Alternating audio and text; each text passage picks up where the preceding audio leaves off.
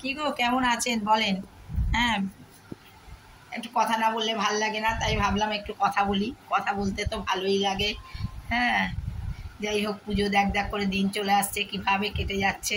সেই ছোটবেলাকার আনন্দটাই বেশি ভালো ছিল, কি ভাল লাগতো। বাড়িতে পুজো, একটা জামা কাপড়, একটা জামা তখনকার দিনে তাই যেন বিশাল। আর এখন হাজারটা করলেও যেন সেই আনন্দটা নেই, আনন্দটাই চলে গেছে। কত ছেলে মেয়ের জামা কাপড় একে দিতে হবে, তাকে দিতে হবে, পুজোর সময় একটা বিশাল ব্যাপার ছিল।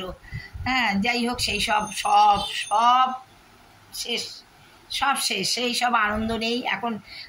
মানে কারোকে দিলে সেই আগের মতন আনন্দটা নেই। আমরা ছোটবেলায় মামা বাড়ি থেকে পিসি বাড়ি, পিসি এসে দিয়ে যেত, মামা দিয়ে যেত, কি আনন্দ লাগতো। জেঠিমা দিত, একটা জামা পাওয়ার জন্য জেঠিমা আসতো বাড়িতে পুজোর সময়, দিত, কি আনন্দ লাগতো, ভীষণ ভীষণ আনন্দ। আর এখন শত হাজার লোক দিলেও মনে হয় যেন আনন্দ, এই দিয়েছে দিয়েছে, ব্যাস ঠিক আছে। সেদিন আমাকে একজন এক কম্পাউন্ডার, সে তার মার মতন দেখে বলে, সে দাদা থেকেই আরম্ভ করেছে, আমাকে কাপড় আলতা সিঁদুর দিত। যাই হোক, আলতা সিঁদুর তো দাদা নিয়েই গেল।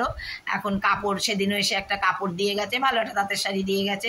যাই হোক, খারাপ দিক ভালো দিক, যাই হোক, আমার কাছে খুব ভালো। আমাকে লোকে আনন্দ করে যে যা দেয় তাই আমি জানি, ভীষণ ভীষণ আমার ভালো লাগে। চলছে গতানুগতি, ঠিকই আছে। যার কেউ নেই তার ভগবান আছে। হ্যাঁ, ভালো। আবার বেড়াবার দিন চলে আসছে, দেখ দেখ করে বেড়াবার দিন, কিভাবে দিন কেটে গেল টেরই পেলাম না।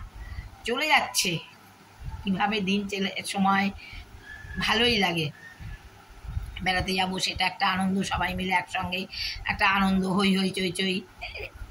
আর এখন তো এইসবই, সে আগের মতন তো না, ঘরে থাকো, ঘর থেকে বেরোবে না, মেয়ে বড় হয়েছে, ঘর থেকে বেরোবে না, এই করবে না, ওই করবে না, সেটা তো এখন বলা কওয়ার কেউ নেই। এখন পরিবর্তন, সব পরিবর্তন, দিনকাল, আবহাওয়া সব পরিবর্তন।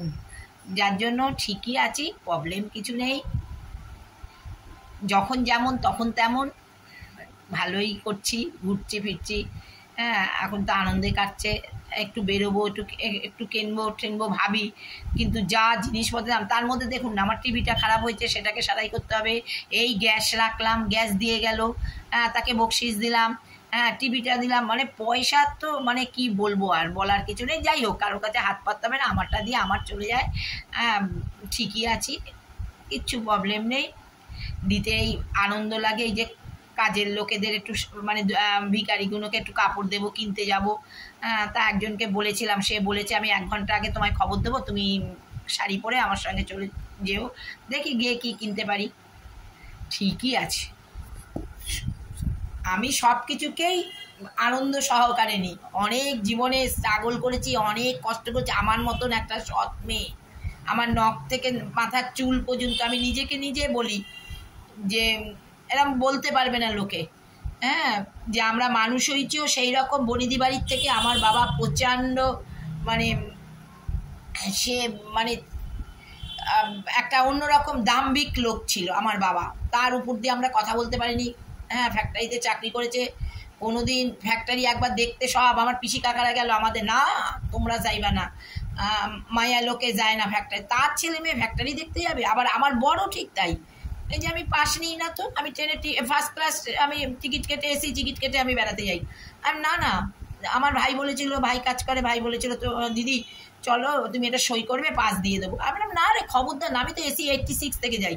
আমি বললাম না, আমি টিকিট কেটে যাবো, তোর জামাইবাবু আমাকে লাথি মারবে, বা হাতটা খারাপ, আমি পাস নেব না, কেননা আমি টিকিট কেটে যাবো।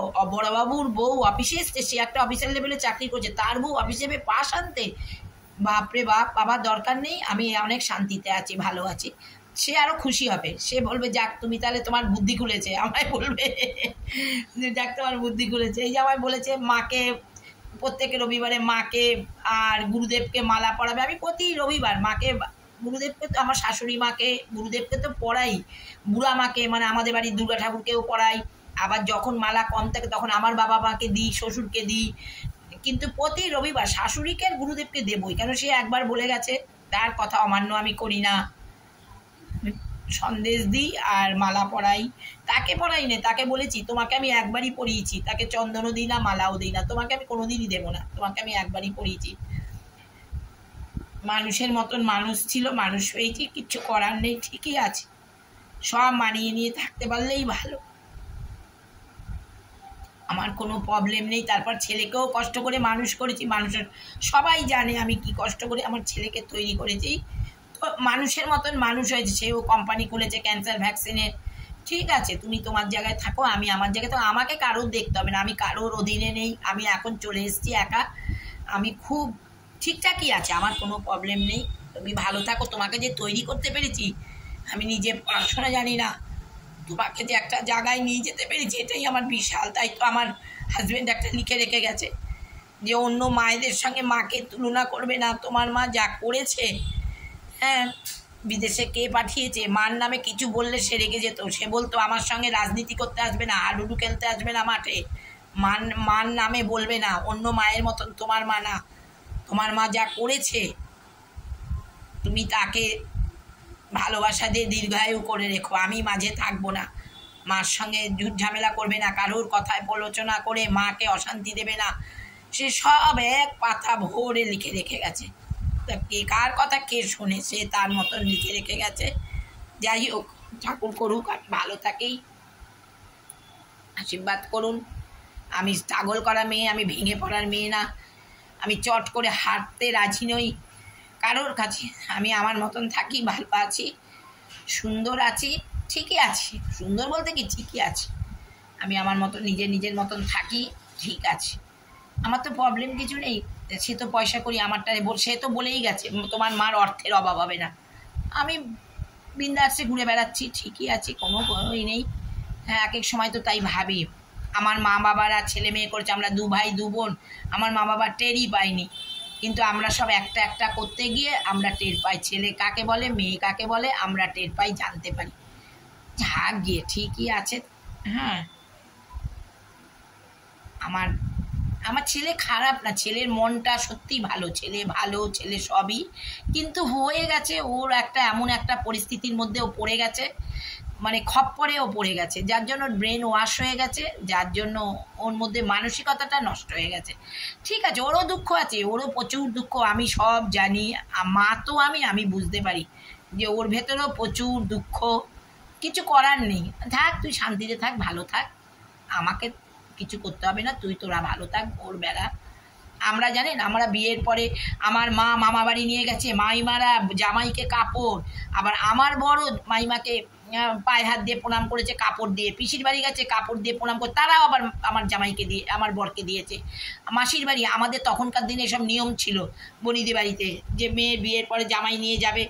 কিন্তু এখন ছেলেমেয়েরা জামাইরা যায়ও না, আর তারা হয়তো শ্বশুরবাড়ির মাসির বাড়ি মামা শ্বশুরবাড়ি তারা ওইসব পাত্তাও দেয় না, কিন্তু তারা এসে দিব্যি খেয়ে দিয়ে যাচ্ছে, তারা এসে দিব্যি ভাগ্নি জামাই বাড়ি বোনের বাড়ি দিব্যি খেয়ে দিয়ে যাচ্ছে। কিন্তু আমাদের মধ্যে ওইটা না, আগে ভাগ্নি বা ভাইজি জামাই আগে যাবে, তারা গিয়ে পাতবে, তারপরে তাদের মনে হলে আসবে, নাহলে আসবে না। কিন্তু এখন দেখি তো কি সুন্দর ভাগ্নি বাড়ি এসে জীবনে একদিনও জামাইকে খাওয়া পাত পেতে বসালো না, দিব্যি এসে খেয়ে দিয়ে চলে গেল।